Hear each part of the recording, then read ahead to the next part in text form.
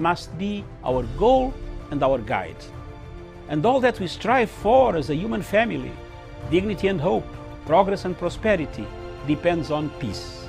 But peace depends on us.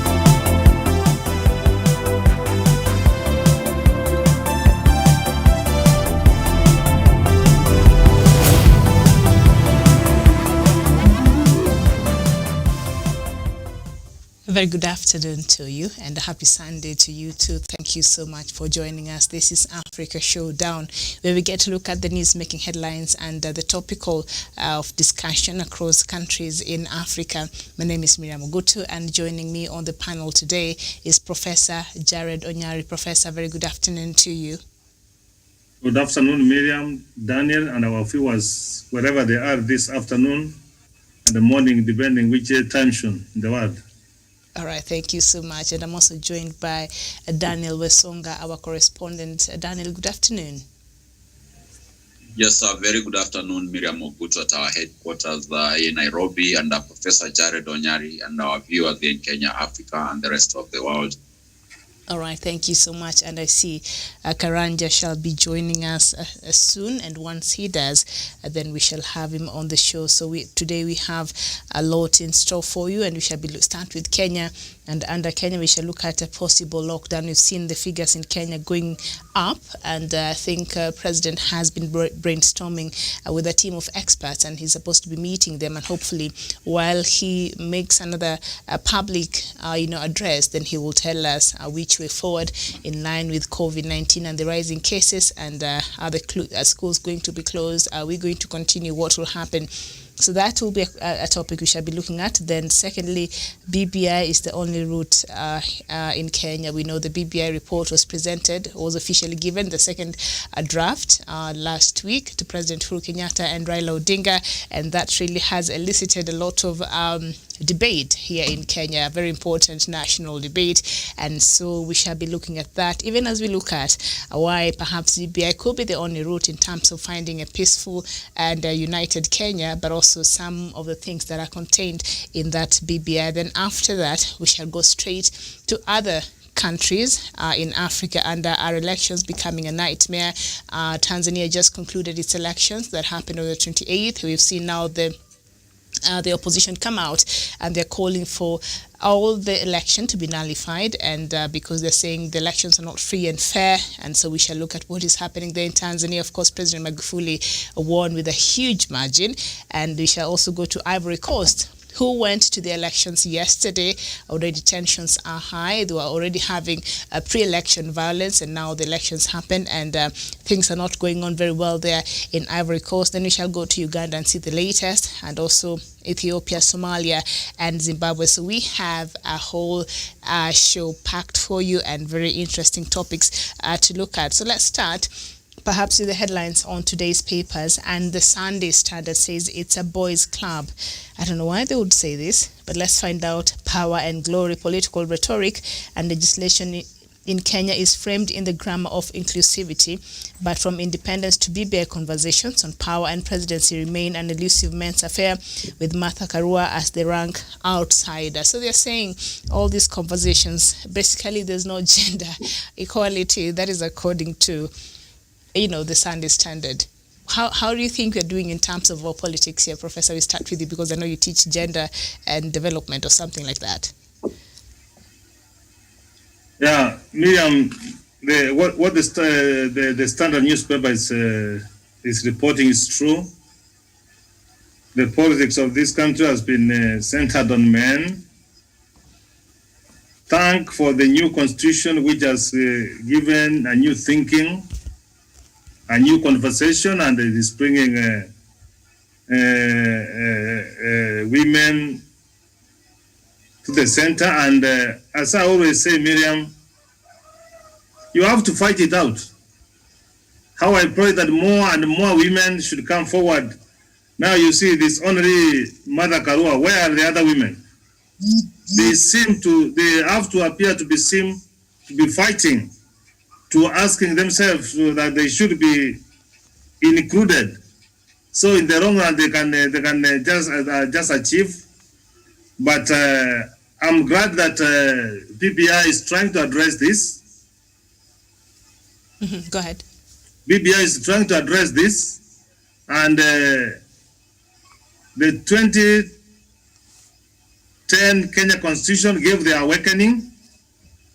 The BBI is opening more opportunities for women, and one day they will be in the table just like men.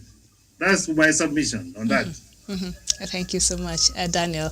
This headline here on the Standard newspaper, they're saying as much as they're trying to go back into the Kenyan history and our politics here, and they're particularly saying Martha Karua is the rank outside, but the rest of the political bigwigs are all men. I don't know how do you assess our Kenyan, political situation when it comes to women and politics and perhaps leadership in this country? Yes, thank you, Miriam, for that question. And before we talk about that gender equality in terms of the top seat, that is the presidency in our country, we also have to look at the more civilized societies like the United States of America.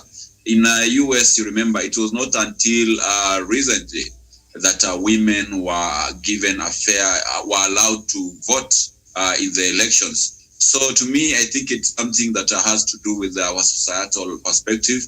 It is something to do with our culture. So, and this is something through which we can achieve through advocacy. We can achieve it through sensitization and empowering our women. And of course, also that talking about that, we go back to the BBI and you see the kind of recommendations that are in the BBI report telling you that whenever in the counties, if you are vying for a governor position, and you're a man, you have to make sure that your deputy is a woman, and vice versa. Also, if you are a woman vying for the position of governor, you have to make sure that your deputy is a man. So that brings the gender equation to some kind of an equilibrium, which will ensure that we bring more women on the table. I remember Kitty said that if we leave our women behind in matters of leadership, economics, and all kind of enrichments, it means that we are playing with half a team. We are disadvantaging the other half of the team by keeping it out of the field. So to me, I feel this is a problem that has been systemic due to our societal perspective and our norms as a people.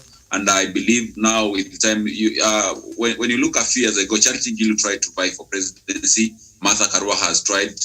And I believe in the coming days, as days go by, we're gonna have so many women leaders trying to bring a stab at the presidency. And to me, that is in the very, very good direction, because at least when they have tried to go for the presidency, it tells you that there is a paradigm shift in terms of how, even as voters, we perceive that the presidency is only a reserve for men. So to me, it's good that the conversation was already started a while ago. So whatever remains now is for us as a country to really reinforce the platforms that will enable more and more women to come on board and seek that higher office and be able to battle it out with their male counterparts. Thank you so much, Ogebe Omoto-chan. Good afternoon to you too. I know you're watching us from Germany, if I'm not wrong. And also we're joined by Kidi Mwanga. Kidi, a very good afternoon to you. All right, as we wait for Kidi to settle down there, Jevan Karanja is joining us from Nanyuki. Jevan, good afternoon. Good afternoon, Miriam. Good afternoon to Pinwe Songa and Professor Jared Onyari. All right, so we were just quickly looking at the news-making headlines today, and on the Sunday Standard there, Karanja, they're saying it's a boys' club, and they're trying to explain how since, we got our independence, and from independence to now, BBI conversations on power and presidency remain exclusive men's affair. So they're just showing the bias that has been when it comes to Kenyan politics and the gender balance there. What is your opinion? Okay, thank you very much. And first of all, I want to agree that in the topmost seat in this country, we have not gotten women even getting to that position of the vice president or the deputy president as per the 2010 constitution dispensation. But what I want to say is this: we are not having women at that higher level of leadership because of our society and the kind of information that we have. Because if we advocate for more women to be in position of leadership, that will eventually materialize, and people will start seeing women as people who are capable of leading and doing marvelous things. We have women who are in private business, who are in private enterprises, and they are doing great. We have women CEOs who are running multi-billion companies, and the companies are making good profit. Therefore, women leadership is something that we must cultivate and work for, because it is possible. As says God, that what a man can do, a woman can do better. That's something that we must agree is true, because even in our homes, we have our mothers and our sisters who do great things, and we are here, some of us, because of the role models that we read from our mothers. Therefore, it's something that is possible if we still have that culture of empowering women.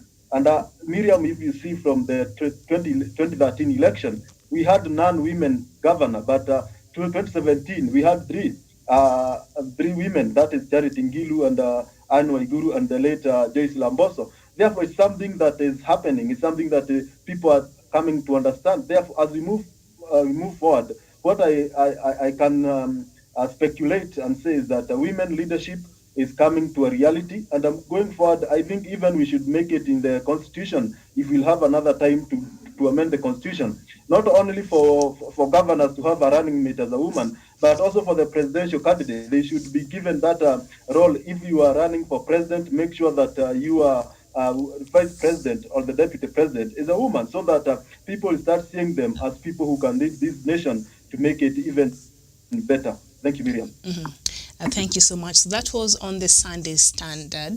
Kidi, if you can hear us, I don't know if you've been able to join yet. Kidi, good afternoon. All right, not there yet, but he's trying to join us. So once he does join us, then we shall connect with him. So on the Sunday Nation front pages there, Uhuru, Raila, new BBI Dream Team. And down there it says President and ODM leader expected to take decisive step to boost BBI push by naming trusted allies to co-chair secretariat that will be the hub of campaigners. Plans to form regional teams take shape. And this is a conversation we were having, I think, even on Friday. So a section of members of parliament or politicians, especially those allied to our Deputy President William Ruto, have been complaining of being sidelined, not being included in this meeting and in this preparation. And now we see in this secretariat that President Uhuru Kenyatta and Raila Odinga are trying to put up to steer forward the BBI process there, and they're complaining, why are they being left behind? And a lot of them have been hard critics of BBI, and this is something that has not been very welcome by them, but now they want to be part of the process. Professor. Thank you, Miriam, for that kind of question. And I'm happy that the President and the Prime Minister are reading from the front. We have had this PBI for the last 24 months, 2 years now, and now we are on the final stretch. This is not the time for people, Miriam, to start giving new ideas, what they have in mind. They are 24 months, 2 years to give their views, which they squander the time. So, Miriam, what the time now is for people to read the document and take a position. Opening this document, Miriam, for people to give views at this moment, Miriam, it will take another 2 years, Miriam. who tells them, Miriam, out of the 44 million Kenyans, that all the ideas they will give will be accepted by other people. The other people will also come and give demands. Miriam, nobody has isolated another person, because when views were being correlated with them, they were very busy castigating the BBI, giving all manner of propaganda and falsehood. So Miriam, from where I stand, they only isolated themselves. It is either they come out openly, regroup themselves, then we meet at the arena. From where I stand, the consensus you're talking about, people coming to agree, Miriam, those are complete lies.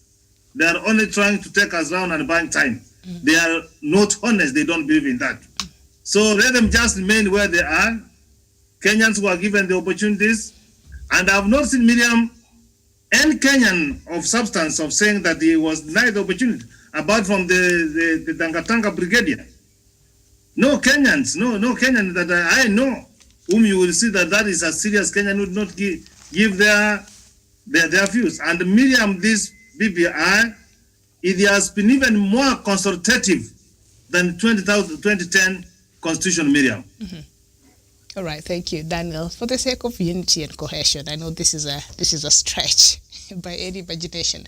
Will it be perhaps a welcome move to have all these politicians who seems to have made a turnaround to be included in the BBI process from now moving forward? Yes, Miriam, any democratic society is like a palm of a hand. All the fingers, we have 5 fingers, but not all can be equal. They cannot fit into a very unilateral collet. So to me, I believe whoever politician feels that perhaps their views have not been included in the BBI report, these people had a very ample time. Remember, the BBI Task Force Committee held over 93 forums. It opened an email address where you could be able to email your suggestion and views whenever maybe you feel like you didn't have time to appear before the committee. It even accepted written submissions of memorandum. So to me, I think, as Professor says, these are people who are creating some kind of political fodder to give them a platform to oppose the BBI report, which is so much welcome, because in a democratic society where you cannot have uncontested referendum, you saw what happened in Britain when they wanted to exit from the European Union. They gave their citizens an ample time to vote for and against the Brexit bill. So to us, as a country which envisages democracy and which is a core value enshrined in our constitution, we should give them time, we should give them the space, we should give them the opportunity to also propagate the divergent views against the BBI report. And for those of us who believe that the BBI report is a progressive document, a document which is going to fix the problems, the perennial problems that this country has been having since independence, then we shall also have our time to tell Kenyans as to why we feel it's a good document. Lastly, Miriam, any Kenyan who was able to watch the deputy president over the weekend in central Kenya talking about the BBI report, the deputy president was basically calling on the residents of Nyeri and Murang'a to shoot down the BBI report whenever presented. And I quote, he asked them, "Mutaiangusha ama mutaiangusha?" And the crowd was like, "Mutaiangusha." So this tells you that this is a person who already has predetermined mentality about the BBI report. He's already opposing it, because if you were for the consensus, you will have told the people that this document has been presented before you. Kindly take your time to go through it, read the report, understand it, and then from there we can have a very robust conversation on which sections of the document need to be altered, which sections need to be removed, and which sections need to be adjusted to more address the problems of the day. But telling the people that you should oppose the BBI report vehemently, it tells you that there is no goodwill for such individual or such a group of individuals to really go for a consensus and support the document. So ultimately, to me, these are people who are hell-bent to oppose the BBI report, come what may, and they should be left to walk that particular path. And it's interesting you brought up that visit that Deputy President William Ruto has been having in the central region there, the Mount Kenya region there. So the story is on page 6 of the Daily Nation, just a bit down there. And it says that as he traversed the region, his message was clear. That is the message of Deputy President William Ruto. Any programs in the country must address the plight of the low-income earners and the jobless youth and women. That is what I think we should be doing together with the president, is it? So what is he saying? The government is not addressing those issues. All right, so let's just continue. He warned if the much-touted Building Bridges initiative will not address the concerns of this majority, which are the hustlers, he would have no qualms rejecting it, but he emphasized that he was still open to dialogue.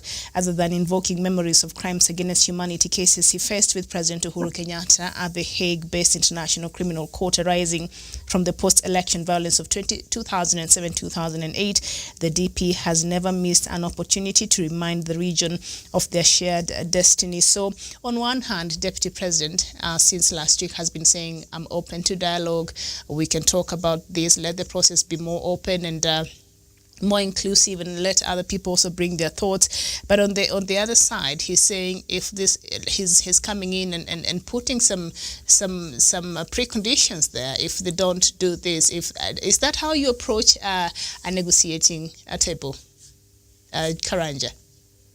No, that is not the way we do things.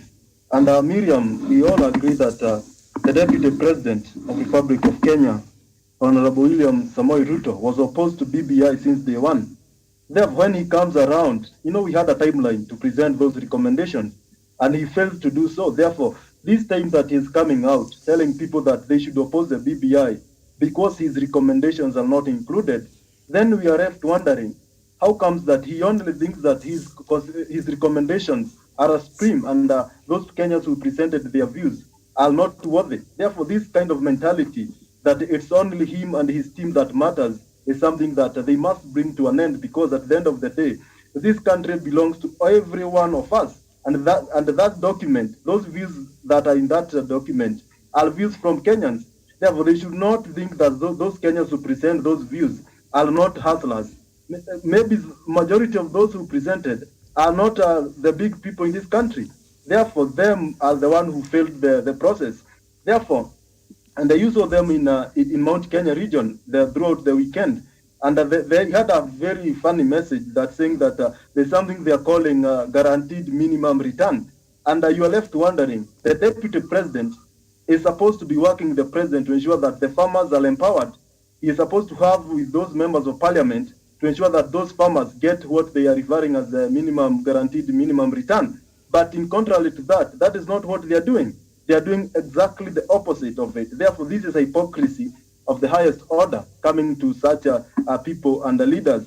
Therefore, what I may say is, let the people who feel that they are not satisfied with the document to go out there and oppose it. If they have numbers, then they will bring that document down. And those who feel that this document is the right document, then let's go for a referendum. And the team that win will have the day. And that is my take, because right now, if we open a room for more reforms, we open rooms for more recommendations, they will end up saying that, there's somebody else that forgot to bring his recommendation, therefore give us more time to bring more recommendations. Therefore, this process will be crippled, and at the end of the day, we will not have a peace healing process as the president and the former prime minister thought to have. Therefore, these people, they want to drill us back to the old days. And when he starts talking of the ICC, this is a past memory. Why is he bringing it now? We have not seen anybody else from that quarter from other quarters bringing those topics. Therefore, this is a man who is determined. And Miriam, when he tells us that even if the brother Raila Odinga will oversee the IBC and be the chairman, they will eventually win, even if it's Raila Odinga who is the IBC chairman. This tells people that this is a message, it's a coded message.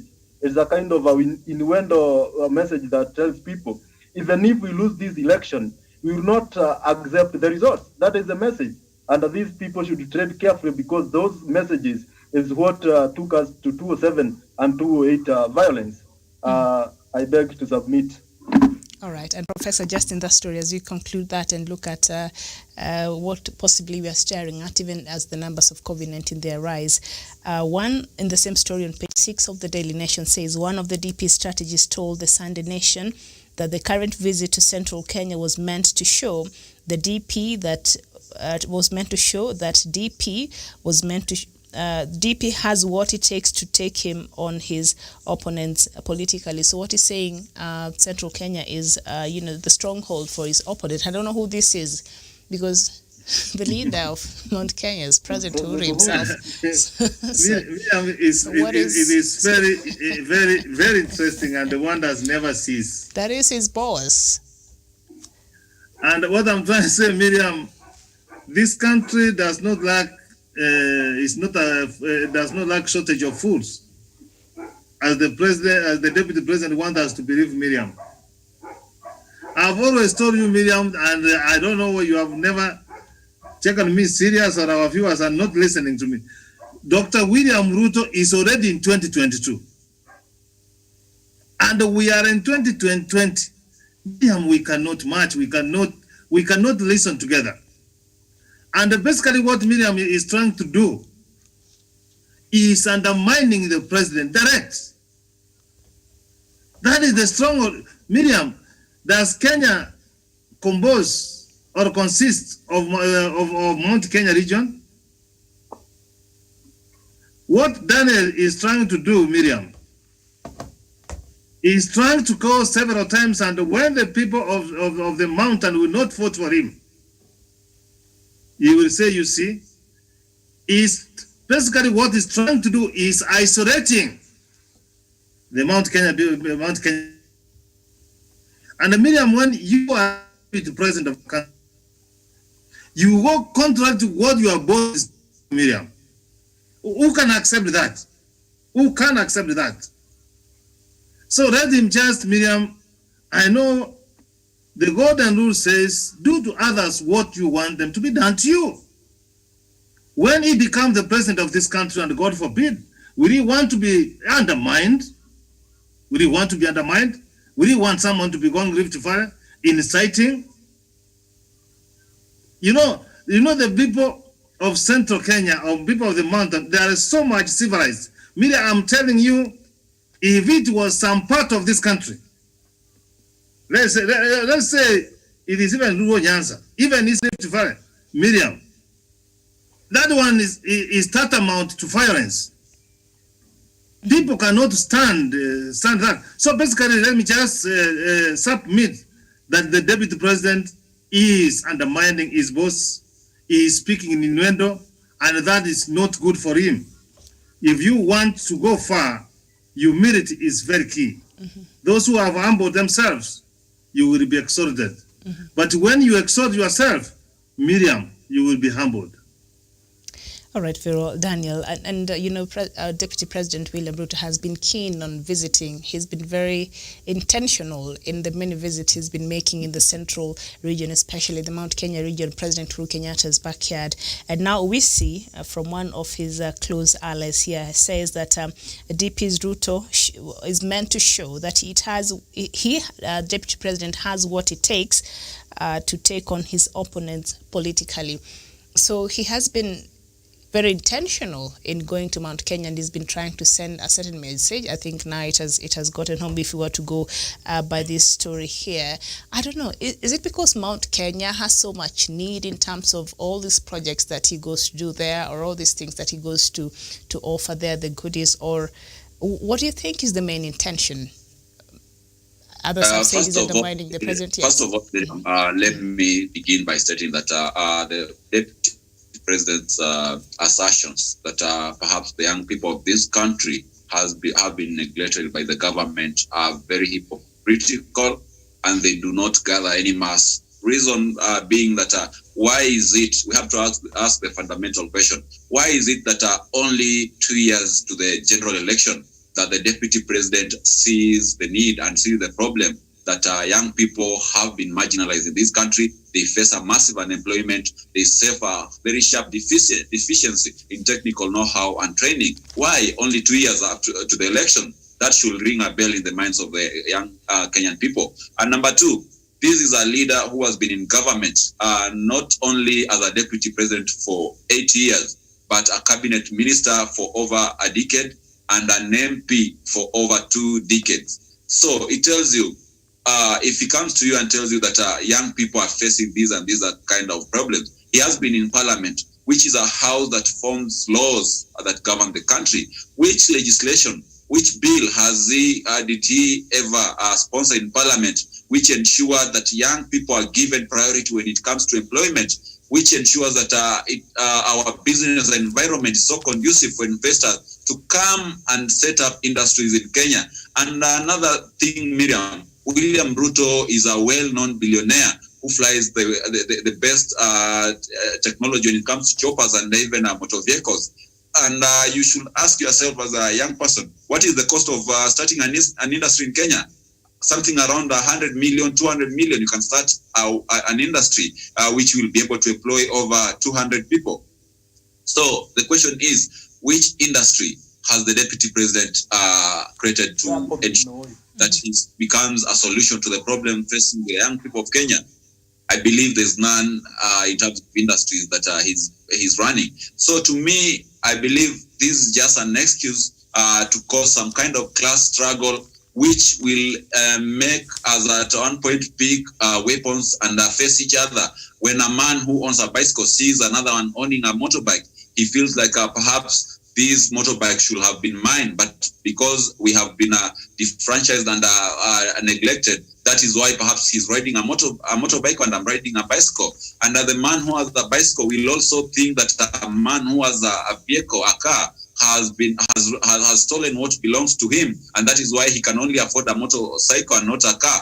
And that creates some kind of class struggle and conflict, which is very dangerous, and it takes us back, as much as we are trying to do away with the question of tribalism, ethnic divisions. Then another person is trying to create another social conflict in terms of class struggles, the hustler versus the dynasty narrative, which is very divisive.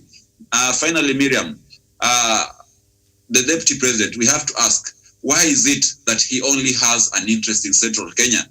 Why is it that we have never seen young people from his backyard in the Rift Valley coming to Karen, or maybe him going to them in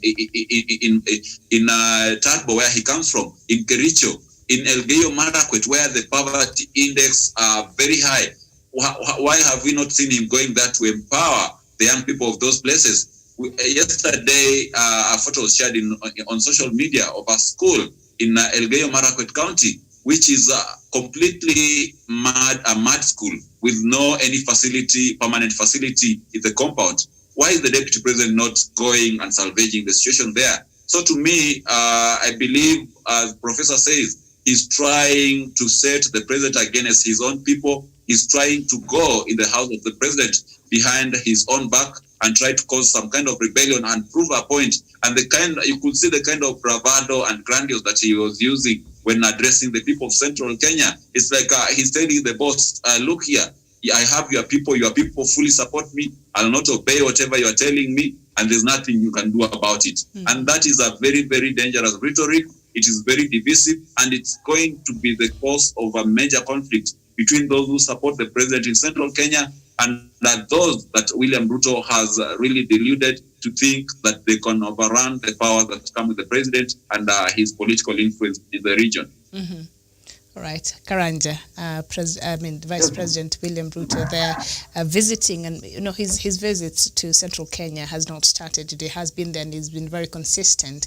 And people have been wondering, does this mean that central Kenya is the only place that there's a lot of need when it comes to the youth, or high rates of unemployment, or just, like what is really going on, or what is the intention?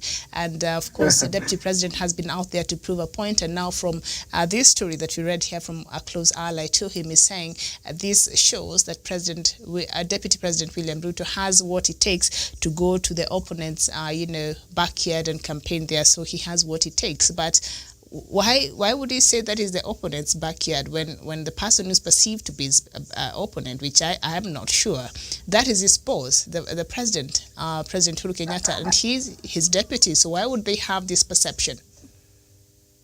Okay, thank you first. Thank you, Miriam. And I agree with the professor and Wesonga what they have said. And Miriam, if you go to a place to empower people, and you empower them once, you empower them twice, thrice, even for 20 times. Therefore, that means that if the first, that means that your empowerment is not working. Because, Miriam, it is unlogical to empower people more than 100 times. The deputy president, since 2018 to now, he has been in Murang'a County for more than 100 times empowering youth. Therefore, we wonder which youth have been empowered that he continued empowering them. Therefore, this means that his empowerments are not working. That is why he is there empowering them every day and day in and day out. And Miriam, if we live on empowering people and giving them handouts, when will they learn to be self-reliant? When will they learn to work? And it's also hypocritical that he thinks it's only in Mount Kenya where people need wheelbarrows, where people need mkokoteni. Therefore, he is not helping anybody. In fact, what he is doing, this is a political agenda to have the mountain region in his side so that he knows the vast votes that we have in this region. That is why he is concentrating more on those big votes so that when he goes out there, he will go there to look for additional votes to make it 50 plus 1. And I don't think this one will work because at the end of the day, I don't think he'll be able to sustain this kind of handouts. Because when he came to Nyeri on Saturday, on Friday, he didn't give anything. In fact, he came there to provoke the area member of parliament. Therefore, this is a man who wants to show the rest of the country that, you see, I can go to the president's backyard, provoke his supporters, and the president is not doing anything to me because I'm a very strong man in this nation. That is the message that is delivering to the rest of Kenyans. And I want to hope that the president is seeing. And you know, Mr. President Uhuru Kenyatta is a prudent man.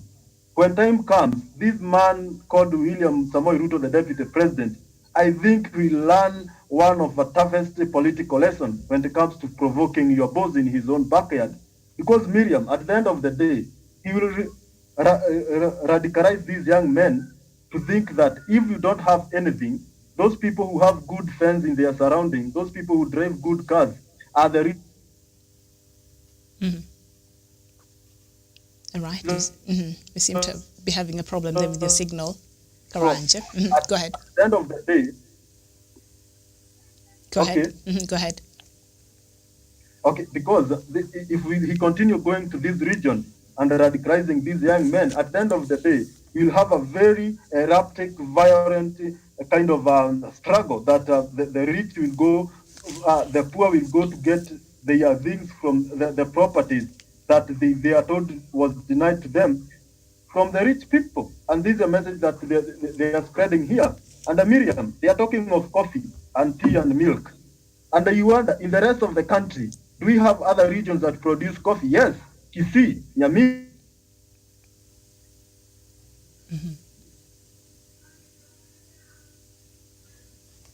Okay, and a lot of tea in Kericho also as well there, the center. Miriam, let me just say one point before you just get out of that. Go ahead. The late John Michuki added this to say that if you want to have political dealings with Mount Kenya, you go through Uhuru Muigai Kenyatta.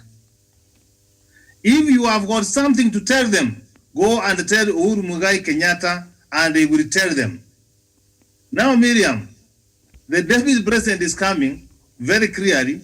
He is saying, I can come to the mountain and I don't need the president. That is basically what he wants to mystify. Time will tell, as Karanja said, how far it will go. Let us watch this space. All right. Thank you so much. Okay, Miriam. Yes. I was, can I finish? I was making a contribution to yes, and we had a problem with the signal. Go ahead, Karanja, finish your thoughts. It's okay. And I was saying that in other regions, this is hypocritical because the deputy president and his team thinks that it's only Mount Kenya farmers who need good price for their coffee, for their tea. And we have other regions that produce milk, like in the Rift Valley. We have other regions that produce tea in Kericho and in Nyamira and Kisii. Therefore, this is to show that he thinks that we are left wondering, does he want to rule Mount Kenya alone and not the rest of the country? This is hypocritical and to show that he does not want to help anybody. Because, Miriam, if you want to help a country, you help wholesomely. You don't go for retail. You don't go for a certain and a specific region and you are helping them. Help the whole country so that the whole country will grow together. Therefore, he just want to disrupt the Mount Kenya region and its holding fabric, the peace that we have here. We know in this country, if there are people who have qualified to be called civilized citizens when it comes to matter political tolerance, is the people from Mount Kenya region. And he want to disrupt that. And Miriam, let me ask a question to the panel. If you want votes from a region, the best you can do is to bring them together so that you have a big basket. But contrarily, William Ruto is dividing the region. Therefore, this leaves us a question. Does he want votes from Mount Kenya region or violence from Mount Kenya region? I move my question. Thank you, Miriam. You rest your case. Thank you, Karanja. And President Uhuru Kenyatta, page 4 of the Daily Nation says President Uhuru Kenyatta and ODM leader Raila Odinga are set to unveil a new team to lead the next phase of implementing the Building Bridges Initiative report, that is the BBI. This comes as high-level strategy meeting is expected to take place in Naivasha today. That is happening today in Naivasha. And the Sunday Nation has learned that 2 names for the top leadership of the Secretariat expected to coordinate all activities had been proposed and awaiting a public announcement. And that story, if you're interested, is on page 4 there. So BBI is on top gear. And I think perhaps the other side, Professor, have become very jittery. Is there a likelihood that perhaps the side that was opposed to the handshake and opposed to that gave birth to the BBI process, perhaps they thought this would be just one of those initiatives that is started in Kenya and will not go anywhere, Daniel. So, but as time progressed, it appears this initiative has continued to gain momentum, and now we're at a phase where it has become unstoppable. And a referendum is on the offing, from judging from everything else that we have already here with us. So now they're saying we want our voices heard there. What did they underestimate, perhaps, how much commitment President Uhuru Kenyatta and Raila had when it comes to the BBI? Yes, Miriam, first of all, let me reiterate clearly that those who have been opposed to the BBI report, they have been the same people who opposed the BBI report even before Kenyans knew its contents. And therefore, they had a very misconstrued perception about this document. And I believe there's no particular moment in time where they'll be able to converge and be able to put their whole support behind it. Because to them, they look at it from a political point of view. They see it as some kind of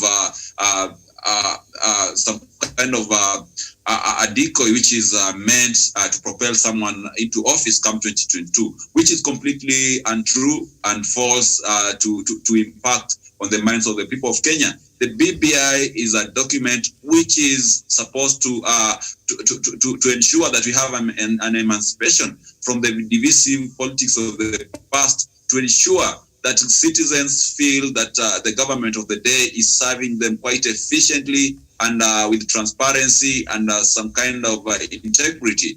And therefore, those who have been thinking that the president and the former prime minister are not committed to this cause that benefit the common man, these are the same people who have been living in echo chambers, and they only listen to themselves. We had immediately after launching the bombers of Kenya telling us that the deputy president has been successful in dislodging the BBI brigade, and they left bombers without a clear path to surge forward.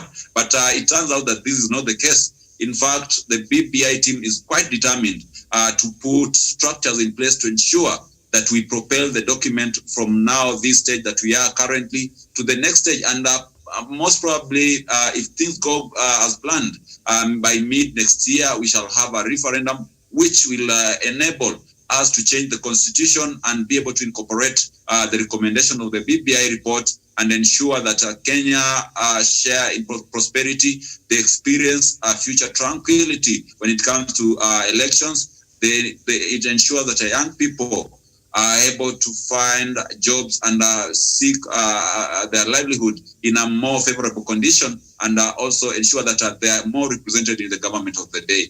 So to me, I feel that those people who are thinking that the BBI had died a technical death, I think they are quite disillusioned, and we are yet to see more activities revolving about the report, and more of them which are meant to ensure that at the end of the day, the BBI report becomes a success, Miriam.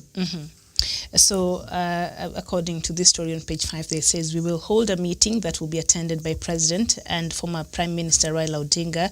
We want to discuss a raft of issues, including how we can make the document better. So perhaps, DP, you have an opportunity to show up at Naivasha and make it better.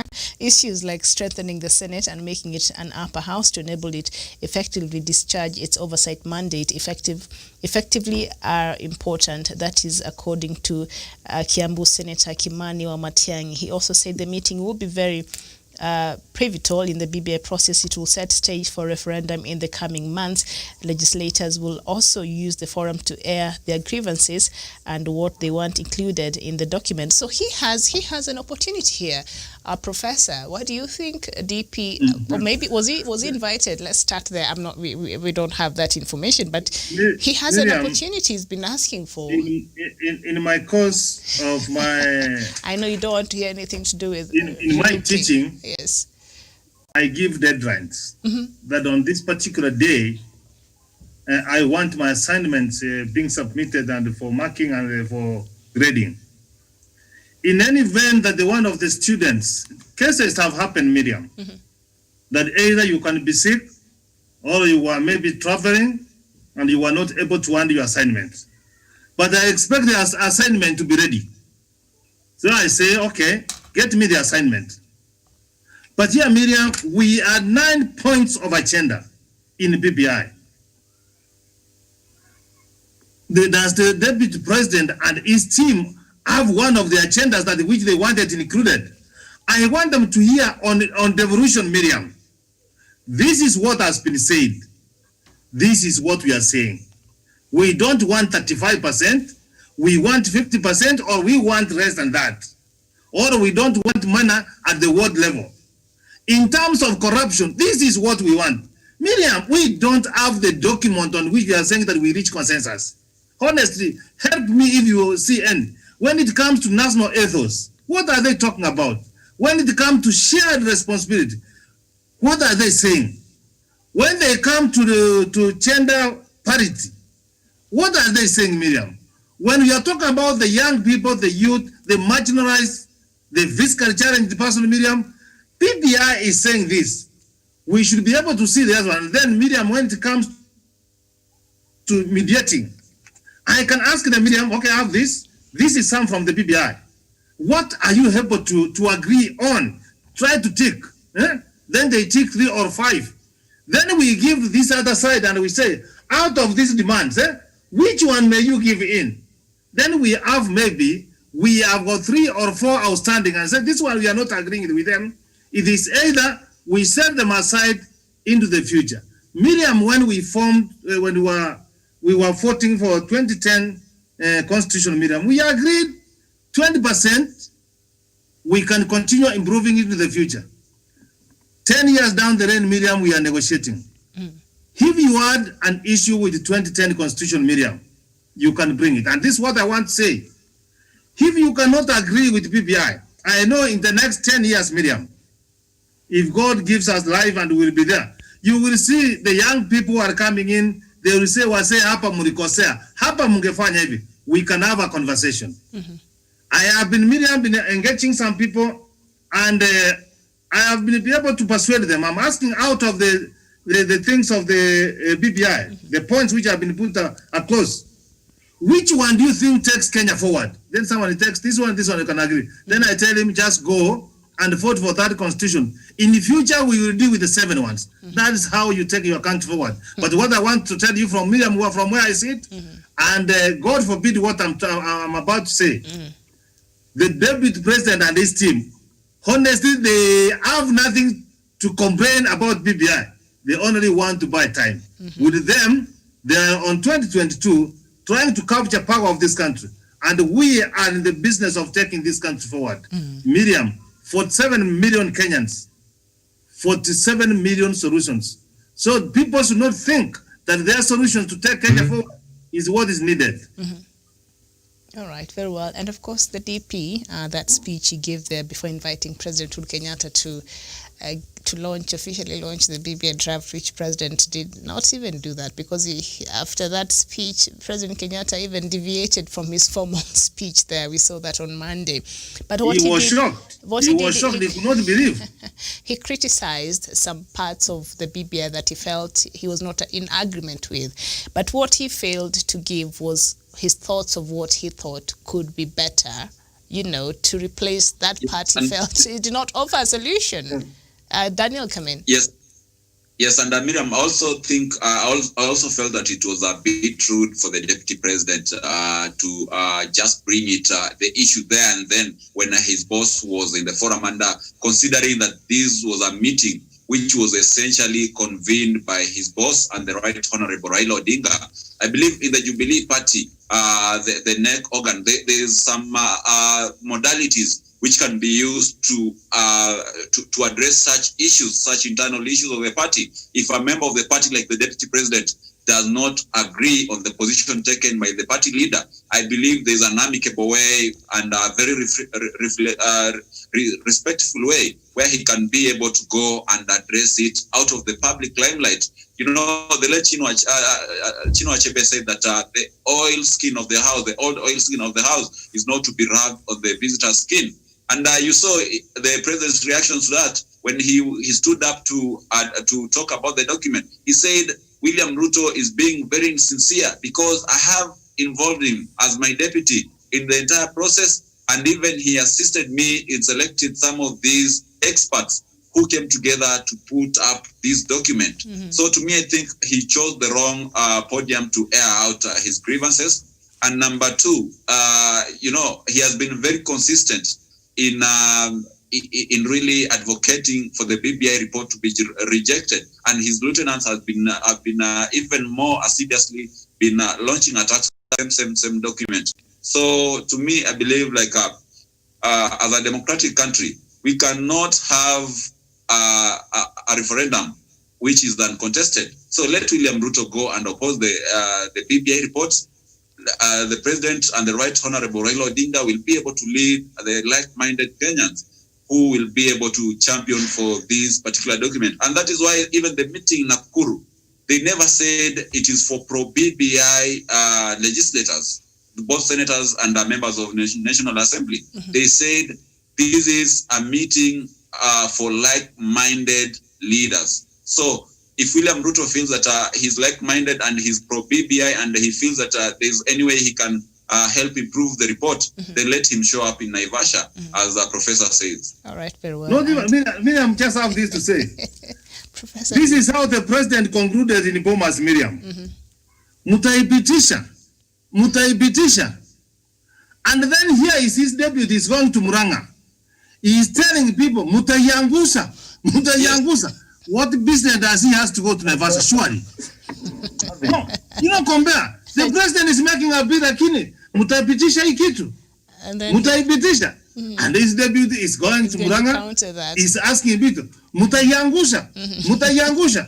Miriam, are these people reading on the same draft? I saw him rising, going to whisper to the president. Na akitoka huko akicheka. Why can't he get this opportunity, Miriam? If surely he is in support of the president, don't you think they can meet privately and they discuss? And he tells the president what he doesn't agree. Must it be brought to the public? Miriam, these people are not reading from the same script.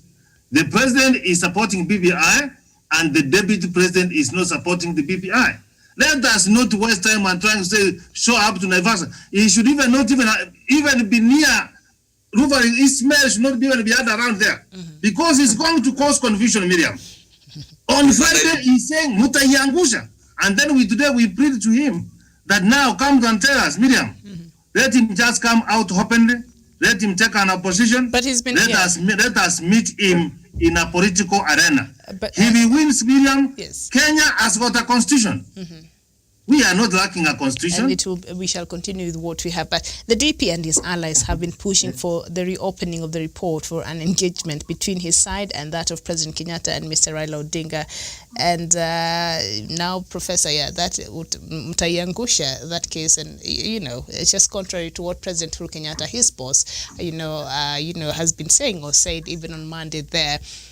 Javen, it's quite confusing, the message we're getting from the people who are opposing the BBI process, especially Deputy President William Ruto and his camp. On one side is saying, I'm willing, I'm open for dialogue, I'm open for consensus. We want, and he's very keen on, he's saying he does not want a contested referendum, which I don't know what could be the thinking behind this. It's quite curious. That is what he wants, a deputy president wants a non-contested referendum. And also he's saying he wants to be part of it. He wants some changes made, but that meeting in Naivasha could be a good start if at all he would have continued with that spirit which we saw there on Monday when they left the podium. They're smiling and hugging and all that when they left there with President Kenyatta and other dignitaries who attended that meeting. But a couple of days later, things have changed. So it's confusing. Do you want this BBI to be changed to the things that you're uncomfortable, or what are you telling us? I don't understand. I'm confused at this point at some of these demands and what exactly DP wants with the BBI. Does he want to be changed to accommodate some of these things that he feels are uncomfortable, or does he not want the BBI totally? Because it's confusing from what is coming from his end. What do you think, Karanja? That is it, Miriam. And the problem is the deputy president is not giving alternative. When you say, I don't agree with the IBC, restructuring and vetting of its commissioners, then you should give a solution. He could be giving alternative. If he does not want the Senate to be degraded, as he's saying, he should tell us this is what we should do for the Senate. He is not giving any solution to the problem that he is pointing out. Therefore, this is hypocritical, and he has nothing to do with the BBI. He is only centered in 2022 general election. And you have asked why he is more on the non-contested kind of referendum. He is more on this. From my own thinking and my opinion, I think he is fearing something. When you sense defeat, you start giving some funny reasons. Let's do this, let's agree, let's do this. This is after realizing that majority of Kenyans are supporting the BBI. He has intelligence, he knows that. And the majority of Kenyans are behind the BBI because this is what is building our country. And he has been in Mount Kenya. Let me go back there a little bit. And from this BBI, we have the appointed members of parliament. And a number of them, a huge number, for me to say that, are coming from Mount Kenya region. And this will ensure that we have more resources. The county revenue sharing formula, which will be centered on the number of population, will also measure and affect the Mount Kenya region in a very big way. Therefore, to him, he thinks that Mount Kenya is disadvantaged and he is giving wheelbarrows. This is an opportunity for him, if he feels and loves Mount Kenya region, to support the BBI so that those things, we will ease the burden of coming to give handouts because the government will give more resources to that region. Therefore, Miriam, you agree this is hypocritical. He does not support this document. And if that question, whether he should go to Naivasha, what is he going to do there? I think he was not invited. And if he goes there, he will go there to bring more confusion because he's a man who will come up with those recommendations. And the problem he is doing is he is coming with unreducible recommendation that he thinks must be included, forgetting that other Kenyans and other members of parliament he should also respect their views. And if he feels that this document is not good for him, is not good for hustlers, is not good for his team, then the best he can do is to oppose it and go for a referendum. If he wins, then that is okay. Then Miriam, this is a presidential candidate who wants to rule this nation. But for the last 4 years, he has been campaigning for his 2022 election. It takes logic to conclude and say, if by any chance, and this one, God forbid, I may say like Professor, if he is elected president, he will continue campaigning for his re-election in 2027. And if voted in 2027, he will continue campaigning for constitutional amendment that will ensure maybe he extend his term in office, because it looks like he is more concerned in being in president of this country. Therefore, this is a man who only cares for himself, is a self-centered people, and they should at least give Kenyans a break and support this good document that will ensure that this country is all inclusive, there is equality, there is gender balance, there is user empowered, and I think these are some of things that he talks about more keenly, because this BBI talks of the youth, and he has been a proponent of supporting youth empowerment. Therefore, this is a channel for him, if he really cares for this nation, to support, because all of things that he has been talking about are included in the BBI document.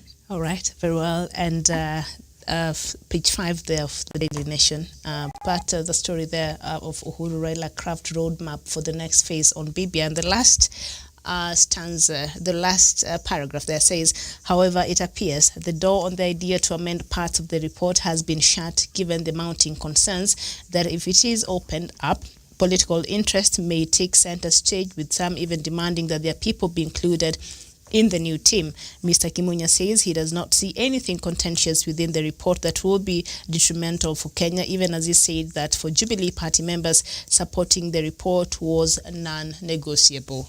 Okay.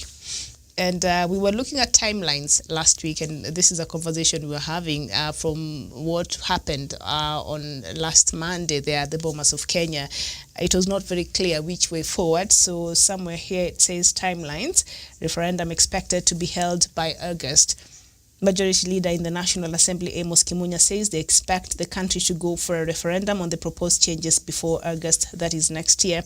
The principles will guide us from here. There will be a series of meetings on how to take it to the people. We want the people to own the changes through a referendum, say by June next year, he said. And Professor, after that we shall be preparing for elections in 2022. These very two important events in the Kenyan electoral calendar. Will it be too much at very near, almost too close, too much, if we were to go with this timeline here? We have to have a peaceful election in 2022, Miriam. The reforms are necessary, especially the electoral laws, Miriam. So we know Corona pandemic has disorganized us, not even us, has also disorganized the rest of the world. You can even see those countries which have gone against the tide to have the election. You can see what has happened. We hope by the grace of God, Miriam will be able to recoup, and then by August next year we should have done with the referendum, the new bills which are expected will come out, Miriam. Then we go for 2022 election, Miriam, when we have had reforms, Miriam. From where I sit, Miriam, let us not go to 2022 elections, Miriam, with no reforms, especially at IBC, Miriam. As IBC now constituted, Miriam, Kenyans don't have confidence and trust in it. So we don't want that situation by Miriam now.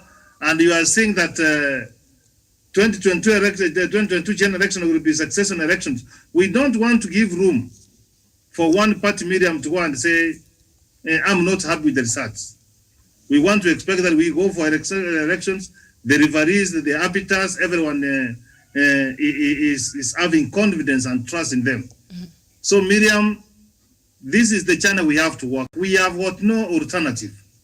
We have to midwife this BBI. And Miriam, from where I sit, everything is on course. This document is not going to be touched, Miriam. Those who are now trying to say, oh, they are not for him. From my counseling point of view, Miriam, we have given them the opportunity, Miriam, to debrief them. They are grieving, and we want them to come to terms now that BBI is a reality. It is here with us. There's nothing we can do. Better days are always in the future. We will have also the opportunity, Miriam, in the future to incorporate what they want. So during the campaign, we will hear what they have to say, so that we can use it in the future for reforms. All right, very well. Still on the same, Daniel, as we conclude with the Kenyan stories and move quickly to Africa, the referendum, according to that story, and majority leader in parliament there saying that perhaps the referendum might happen between now and August next year. And then we know from there we have our elections come 2022. Is it too close? Miriam, I believe that anything that is for the goodness of the citizenry is never of time burden or maybe financial burden. And that is why even I find it quite sad that the IBC has been on the forefront complaining about the cost of the BBI, not looking back and seeing the kind of atrocity, the kind of despondence that the flawed electoral patterns have been causing to the people of this country and the image of the country. So to me, I believe within this shortest period, we'll be able, first of all, to solve the question of cleaning up our electoral system. As Professor said, the bone of contention for most parts of this country has been the flawed elections, which have been overseen by previously ECK and now the IB.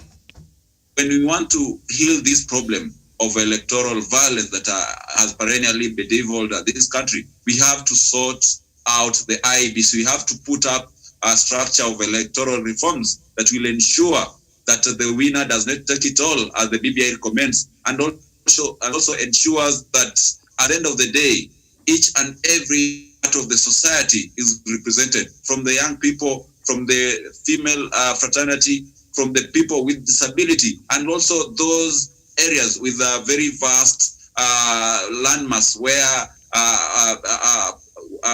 a number of voters per square kilometers is quite massive, like in Northeastern and also in Kiambu, where the population is quite big for a constituency. So to me, I feel time is not of a constraint to these changes that are meant to be brought out by the BBI. So if you can plan well, I'm sure by mid next year we would have been through by the referendum. Mm-hmm. And from there, after the IBC is sorted, we can now look forward to having a very, very well-planned, credible election for a very first time in many years in Kenya. Mm-hmm. All right, Karanja, your thoughts on this before we go to other stories. The proposed time for the referendum to happen is between now and August, hopefully next year, because now I don't think it can happen this year. 2020 is already very much far gone, so it is impossible also with the challenges we're having now with COVID-19. I don't know how it shall be come January next year, if God help us to get there. But that is a problem we are contending with. But also having in mind that according to, our constitution now, IBC is supposed to be set 2 years before our general election, and from the proposals there at the BBI, the IBC is supposed to be constituted. The commissioners that are there are supposed to be I think interviewed afresh and reassessed before if they're allowed to continue being part of the IBC or not, or they get a new commissioners altogether. And between then, if we were to look at August, that will be a year before we have elections in 2022. Okay, yeah, that is, I think, now we were talking here last week about the time frame, the deadline, and so on. And I think the majority leader has brought us into speed on what they are planning. And when they talk of August next year, I think that is a good timing, because for me, my worry would be if the referendum will go for 2022, because now at that point we will contradict issues. But if it's before August in the year 2021, that's a clear indication that we will have reforms in these areas, and that's something that we Kenyans who support these reforms are happy about. And August in this year, that means that we will have ample time to teach Kenyans, to do civic education, to advocate for this document. And when time comes for voting, Kenyans will vote from a point of information, from a point of knowledge, and from a point of understanding the contents of this document. And therefore, that is a very good thing, and it's giving us enough time even to go and look at it afresh, reread, and do all that kind of things. Therefore, it's something that I personally support. And therefore, something else that we must look into, and Professor Wasonga have talked about, is the electoral reforms. Miriam, you agree that in this document, if there's something that is the Board of Contentious, is the IBC, and the county government, and the inclusivity and women empowerment, those are things that are coming out clear in that document. Therefore, we must have a credible electioneering body that will ensure that we have good elections in this nation. We know the violence that erupted in 2007 was courtesy of a rigged election, was a courtesy of a contented and uncertified kind of electioneering process. It was courtesy of unverifiable election. Therefore, if this BPI, and it is guaranteeing that we'll have a credible election, we'll have an election that is free from malpractices that are driving in these elections. Therefore, we as Kenyans, we must be happy, and because we'll have leaders who will reflect the will of Kenyans, and that is something that we must be happy of, because at the end of the day, the leaders that will gang the most votes, and those leaders that Kenyans will accept as the actual winners who will actually win the election. Therefore, that is something that I'm happy about. And in the first in 2007, there was a recommendation that was done that we must have a credible electioneering body 2 years to the next election. Therefore, I think with all this process, I think that thing will be achieved, and they will go forward in this election. Because if we start now, we have 22 months. Therefore, we are on time, and this is something that is quite clear. Therefore, I support that move. And moving forward, I wish even others who oppose this thing, they should tell us whether they support this election full of malpractices, because that is the chaotic nature of it that erupts in this nation, and that is quite significant. Yeah. Right. Thank you so much. And that concludes our first part of the show. And we were looking at Kenya, the BBI is the only route, and also the possible lockdown. We didn't get too much into that, but I'm sure we shall have that also tomorrow in the morning as we await the president to, after that meeting he's supposed to be having, to tell us which way forward when it comes to COVID-19 in the country. So now we turn to our attention to our second topic, which is our elections becoming a nightmare in Africa. And we start with Tanzania. And we know that Tanzania's opposition on Saturday called on supporters to take to the streets to protest President John Magufuli's landslide election victory, which it says was fraudulent, demanding a fresh vote. Mr. Magufuli was declared the winner on Friday with a crushing 84% of votes, while his Chama cha Mapinduzi CCM ruling party took 97% of the 97% of the 264 elected parliament seats. Now, the country's two main opposition groups, Chadema of the defeated presidential candidate Tundu Lissu and ACT Wazalendo, held a joint press conference in Dar es Salaam in which they denounced the election and called their supporters to action. What kind of action should we expect to come from Tanzanians who feels aggrieved? Professor? The leaders, the opposition, are saying we might have to take out the streets. Miriam, where Mwalimu is sleeping, if we will get an opportunity to wake up and come back and see the Tanzania, he looks forward to have, he will really be shocked and he will go back to sleep.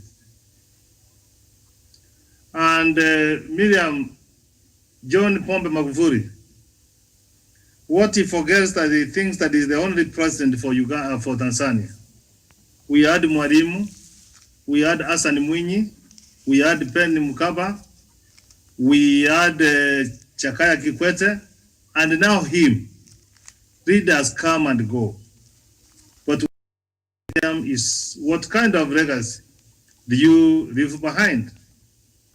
Miriam, to me, I did say here on Friday, and I'm still retaliating, when the glass is half full, I choose to see water and I don't see the emptiness. I see what has happened to Tanzania as an opportunity for the people of Tanzania. And Miriam, democracy is a process, Miriam. You don't wake up one morning and there you have democracy. I told you that I believe in the struggle. I will die in the struggle. the people of Tanzania should continue to struggle for a better society where democracy is practiced, Miriam. Miriam, look at this kind of registration that once the Electoral Commission has announced you as a winner, people don't have anywhere where they can go and ventilate that it is final. You have had the international journalists and the media were shut down. The internet, the social media was shut down. Miriam, people are arranging, even the opposition, they may be arranging, but who will be telling us that these people are arranging? They are saying boxes were stuffed, their agents were blocked from going to the agenda. The military people who are supposed to protect democracy are the ones who are curtailing democracy, instilling fear to the people of Tanzania. Tanzania has got more than 29 registered voters, Miriam. You can't tell me that 14 million people can vote and then you tell me there's something wrong, Miriam. The 15 million silent majority speaks a lot. And watch this space. The route which Tanzania is walking, we have walked through, Miriam.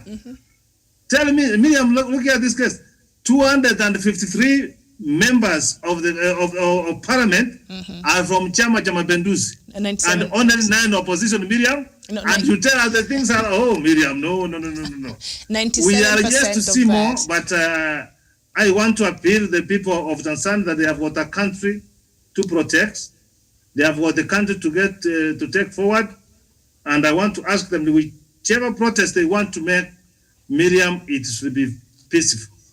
But from what I know, Miriam, there is no peaceful protest. In some point in time, it will turn violence. But if that's what they have to pay for a democratic country and to have better laws, Miriam, which are not oppressing people, so be it.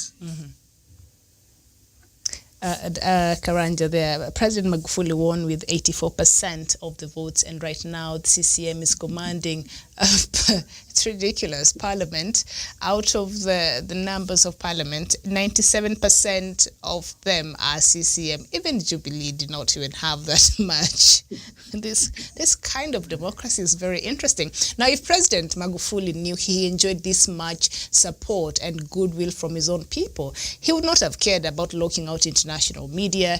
He would not have cared about locking out some opposition figures, because we know, I've been following this story, and how some of the some of opposition members of parliament were not allowed, were denied nominations. The Electoral Commission there in Tanzania disqualified them. A lot of opposition members who wanted to vie, the aspirants there. So if President Magufuli knew, because if you enjoy this much support from your people in a country, you would know, like, you would not even have to go out there and campaign.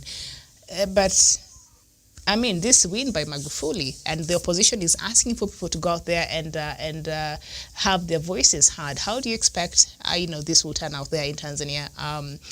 Karanja, and then we go to Daniel. Okay, thank you very much. And we have been on record of saying this, and we predicted that Magufuli will win this election, but we didn't predict he will win in this kind of a landslide. Therefore, this is something that is so ridiculous, as Miriam you are saying, because all this victory, why did he has even to lock out the opposition, knowing that he has all this? Because this is something that is cooked. This election was not fair, and that is why he has all these numbers, because some of these opposition leaders were even denied chance to campaign. Therefore, you see, something else that is quite interesting is the number of voter turnout. Meaning there's a problem in Tanzania. That is why even the number of voters, they didn't vote out, they didn't go out there to vote, because to them it didn't make any difference whether they vote or not. Magufuli was remaining to be the president, and this is something that people can this predictability is something that makes democracy not to thrive well, because Magufuli is somebody who has been in front line of championing for this kind of a dictatorship where he feels like he controls everything, and that is so uncalled for, especially in our African context. And I think the people of Tanzania, they have a duty, they have an obligation to protect their country, and they have an obligation to make sure that democracy thrives in their nation. And the best they can do, they were asked to go on a violence, on a peaceful demonstrations, I think at the end of the day, the best they can do is to have a constitutional amendment. As we were told by doctor from Dar es Salaam, they need even to have a channel where they can go and contest for these elections. Because as it stands now, unless they go on street, there's no any other channel they can use to air their grievances. The media in Tanzania, it is not even working for the interest of wananchi, it is working for the interest of the government of the day. Therefore, this kind of intimidation, this kind of violation is what making Tanzanians even not have the reason to go out there and vote. And those who vote, they vote and their vote does not count. Because at the end of the day, they find this election was rigged out. They need to come and sit down as a country and have reforms. But Miriam, how will they have reforms when Magufuli is the president? I think they will have to wait for another 5 years so that as the term of Magufuli expires, they need even to, maybe they can have a dialogue or a kind of a handshake with the opposition so that they can now start having a national dialogue that will ensure that they have a credible elections moving forward. They have a country that will be development oriented and have leaders who will be voted in terms of integrity and means the honesty that is deserved towards such big offices. And we know the people of Tanzania, they have this policy of upole, ujamaa, and I don't think they will do much in the street. These are people even in their homes and back. And I think that the duty lies in the opposition leaders. It lies with the president of the day. They should put the rest of the country first. Let them have a dialogue. Let them have a constitutional moment so that they change all these and the people of Tanzania will have a reason to celebrate. But as it stands now, they will have to end another 5 years because as we know, people of Tanzania going to the streets, it is quite challenging and they take time and it is only by the grace of God that they make it in these 5 years, then they can think of having another kind of leaders. Javen, you're saying that they take time or they're a bit slow. It's not like us here. They're a bit chilled out and relaxed in how they do their things. And also, Daniel, does it mean that President Magufuli's campaign was so effective, or do you see this being a beginning of perhaps a constitutional reform conversation from these elections moving forward? What do you see? Because I don't think anything will change because the Constitution does not even allow for you to go and challenge the results anywhere in the country. Yes, first of all, Miriam, for anyone to believe that there was any iota of democracy and free and fairness in the just concluded United Republic of Tanzania elections is akin to saying that pigs can fly, which is quite impossible.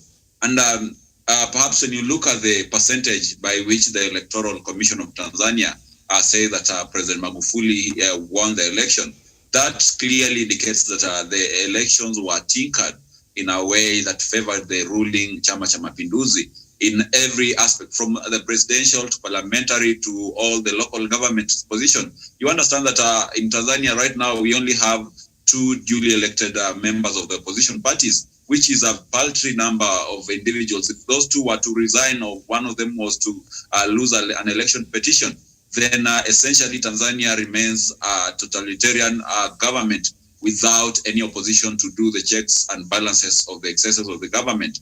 So to me, I think Magufuli is just doing whatever democracy that any African strongman does, the kind of democracy that you believe that democracy is democracy, whether free, whether controlled, or by acclamation.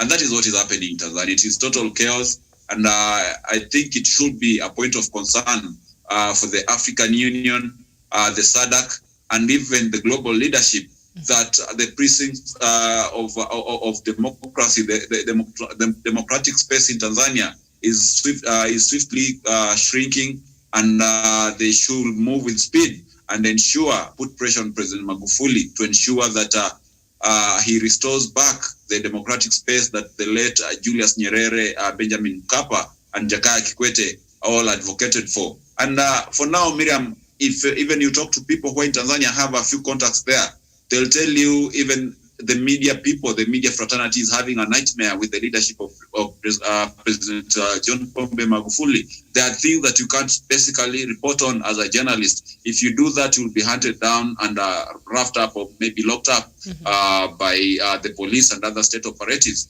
And I think that is not quite good for a country which has been known to be peaceful through the time since independence up to today, and seem up to be the most progressive country after the Republic of Kenya. So to me, I think the elections were fraudulent.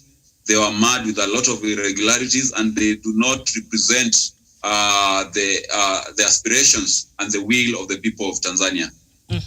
So SCT Wazalendo leader Zito Kabwe said we will first call for fresh elections as soon as possible. The party's chairperson said, and also he says that we call for continuous peaceful countrywide demonstrations until our demands are met, and the demands that the opposition are making there in Tanzania is for fresh elections. And as you know, the constitution of Tanzania does not provide for that. Once the Electoral Commission has come out and said this and given the figures and announced the winner, that is the final. There's no avenue for a recourse. So that is what Tanzanians are stuck with. So we shall be monitoring this story and continue to update you on the new developments there from Tanzania. So another, of course, country in Africa that has also had very controversial elections. It is Ivory Coast, and yesterday Ivorians went for their election. President Alassane Ouattara went for a third term, an illegal third term, after his preferred candidate, who was his prime minister, died in France a couple of months ago, and he decided, since that was my best bet, when I look around the whole of Ivory Coast, I don't see anybody else who qualifies to inherit this seat from me. So what I will do, I'll just continue regardless of what the constitution says. That is my interpretation on what Alassane Ouattara did there. So votes are now being counted. The voting closed yesterday, 6 p.m. the local time. And as we speak, at least 14 people have been killed since riots broke out in August after President Alassane Ouattara said he would run again following the death of his preferred successor. The main opposition candidates, Pascal Afi Nguessan and Henry Konan Bedi, said it was illegal for Mr. Ouattara to stand for the third term. They boycotted the vote and have called for civil disobedience. There were reports of disturbances in opposition strongholds on Saturday, with roads blocked and election material banned. After voting in Abidjan, President Ouattara called for an end to the protest. Professor, I'll start with you. Another mess. Yes. It's very unfortunate that we are talking that life has been lost. We should not lose any African from any country in the continent of Africa on the account of election, Miriam. And Miriam, as a student of history, is that those who don't learn from history are condemned to repeat it. See, under the scenario where Ouattara came into office, he went to a hotel where he saw himself as a president. See how he has walked the journey. He has walked down 10 years down the lane. He has even become worse than Gabo. He was sworn in Senegal. Is it Senegal? No. Before, that time, in Senegal, and then he came back. Now you're talking about, yes. So the point I'm trying to say that, see how he came here, and I expect him to do things better than someone else. Because what was done to him is now repeating. It's now repeating. And Miriam, by the time African leaders will come to respect their constitution, Miriam, and as long as the time they will be mystified this mentality that you are, it is me, myself, and I, who can be a president of a country, who can be a leader in the country.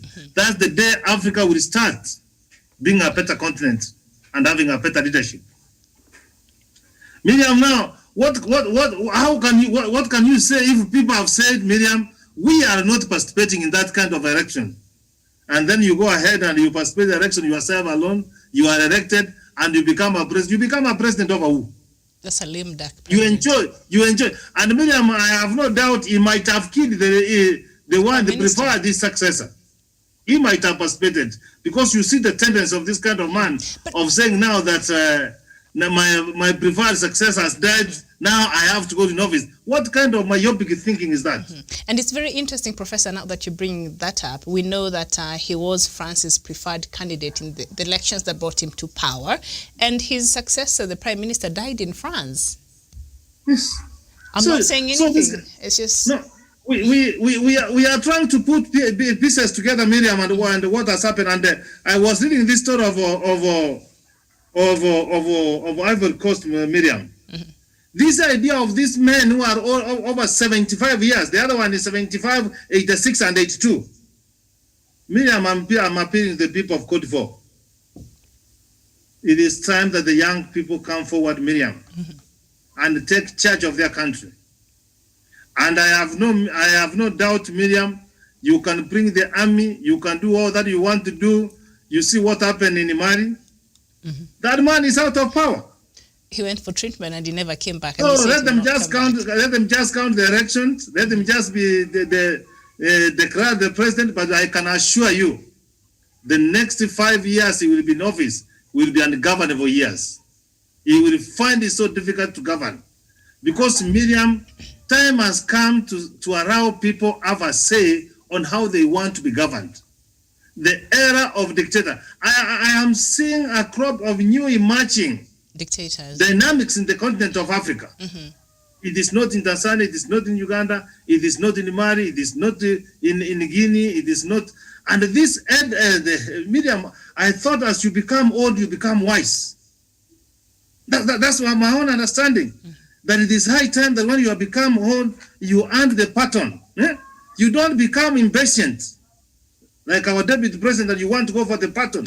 Wait for the pattern to be given at you. So they should be able to earn the pattern to the younger generation. We can tap from their wealth of experience. But Miriam, where Côte d'Ivoire is going, the young people must have a say. When they are hearing the contrary opinion, Miriam, it is very important that you come together and converse, and we set rules on how we want to move forward. So, but Miriam, we have what work to do. We'll continue talking, and I hope that they will listen and they will do something. But I can tell you for sure, even France will turn against him. Watch this space. They'll do something. I'm sure the people will do something, or might want to do something. Daniel, what are your thoughts on the elections that happened there in Ivory Coast? We're waiting for the results anytime from today, tomorrow, we don't know. But they were also very controversial, and the President, Alassane Ouattara, coming out and saying, hey, end those protests. Let's just go home and wait for me to be declared the winner. He will be declared the winner. In the opposition did not vote, boycotted. Yes, in the 48 laws of power, it's quite interesting. We do have a law that says that always know how to stop and never go past the mark. And the leaders of the African country should know that if your country, if your people kept together and you put together a constitution, and the constitution says that the term limit is 2 terms, the constitution says that it is 3 terms, then you must duly comply with what the constitution says. And whenever you tend to shift the goalposts and tweak the constitution in that it allows you even an extra 2 years, then you are in contravention of the law. And whenever that happens, we have seen with the Gambia when Yahya Jammeh tried to really manipulate the constitution. What happened? Ultimately, he was smoked out of leadership. We've seen that happen in Libya, where Muammar Gaddafi was unceremoniously dethroned. We've seen that happening in Mali. We've seen that happen in Chad, where Idris was unceremoniously also dethroned by the military. We've seen that in Guinea. We've seen that even in Nigeria. We've seen that happening even in Sudan. So to me, I think it is a very, very treacherous and dangerous path for any leader to try and mutilate the constitution and impose some sections of the constitution where it can allow him to run for presidency one more time other than what the constitution says. And I remember one time when Barack Obama was in Africa and he was addressing a delegation of African leaders. He said that if you're a leader and you feel like you always feel in your own wisdom that you are the only person who can govern that country, that particular country, you are the only person who can be able to keep your people in a peaceful coexistence, then as well it could be the reason why we have a problem in your country, why your people cannot unite and have different leadership exchange hands through years that come. So to me, I feel that is a very, very dangerous path.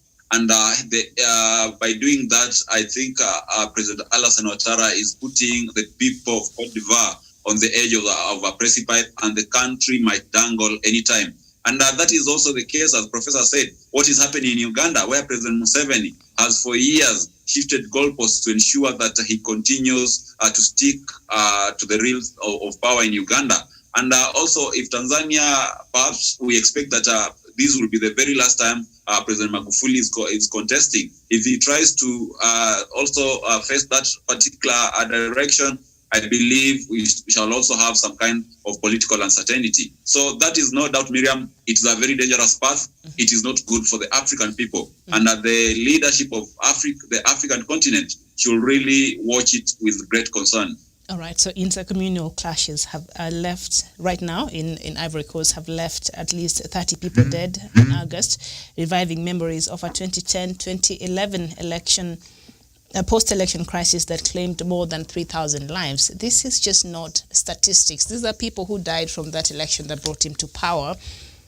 And here are portraits of approved for, as well as 2 rejected candidates who are likely to wield major influence on what happened there. So at the age of 78, Ouattara chose to run again, arguing that a 2016 revision of a constitution reset the 2-term limit to 0. He's saying, forget I've been here 10 years. 0. We're starting again. A view supported by the Constitutional Council, the nation's top court. And so violence erupted in August when he announced his bid, with the opposition dismissed as unconstitutional. This is the point I don't understand, Karanja, even as you come in. So he's saying, because of the constitutional changes that happened in 2016, so his 2-term limit was set to 0. So forget that he was there for 10 years. He's been president for 10 years. But also, he had handed over the reins of power to his preferred successor, who was his prime minister. That means he understood that he was not supposed to run again. And then that person died, and he decided, okay, let me bring back this story of we reset the constitution, so I'm starting again from 0. I mean, Karanja, does this even make any sense? And the over 3,000 people that died when Bagbo refused to relinquish power after he lost, and Ouattara was, came in as the president later. But before that, over 3,000 people have died. Are these not the memories that are supposed to be having at the back of his mind, even as he, continues and does what he's doing right now? Yeah, that is that. And people should, especially the African leaders, they should learn a lot from the history. And because history talks and sets the mood of the future. Because if you fail to read from what happened previously, you cannot be able to predict what might happen if you fail to do and to meet the requirement of the constitution, or the requirement that you are needed and the mandate you're given by your people. And what is happening in Ivory Coast, I think this is kind of the thing that is happening in African continent. And I think a new dawn has come, where the young people are feeling like this old regime has failed us. And the best we can do is to go and protest, is to go and to make our voice heard. And that is a very positive move, because at the end of the day, we'll have changes. Because if we fail to air our grievances at this juncture and the 21st century, and I think this is attributed by the technological knowledge and everywhere in Africa, because now young people are able to understand that this is not working well, and that the best we can do, let's go out there, demonstrate and do the protest so that our grievances will be heard, because this old regime has failed us terribly. And you see, this thing of amending the constitution to remain in power is something that brings a country down, is something that brings violence at the end of the day. Because why are you amending the constitution that was passed by the people of your republic, and you want to extend the powers without the approval? I think the best of these Africans they can do, even in the president of Ivory Coast, is to seek the mandate from the people. He subjected the people into a referendum And if they approve, and they approve it in the right way, that he continue and he extend his term, then that could be quite good. But this thing of amending the constitution from the back door, and so that you can continue extending your term, is something that is uncalled for, is something that is primitiveness, because you are given that mandate to deliver. And most of these leaders who amend the constitution to remain in power, most of them are the people who fail to deliver the promises that they make to their people. These are people who are power hungry. And that is why, even in our country, we must be very keen with people who are power hungry, because when they get to power, the best they do is to remain in power. And it's quite unfortunate that people are dying in this protest. People died when Ouattara was coming to power. Therefore, he should have learned from that this thing is not good. Let me refrain from it. Let me give the people of Ivory Coast their due respect by vacating the office. And he should not feel like we have no other people in Africa who can rule. Out of those millions of people in Ivory Coast, we cannot lack one or two people who can take Ivory Coast to its desired destination of prosperity. Therefore, this hypocrisy in African context must come to an end. And I must encourage those young people in Ivory Coast, in Nigeria, that are demonstrating in the hashtag EndSARS, and other regions. We saw what happened in Sudan, in Mali. All these revolutions, some of them might not be positive or good at the moment, but I agree that the younger people are getting tired of these regimes. The younger people are getting knowledge. They're understanding what leadership entails.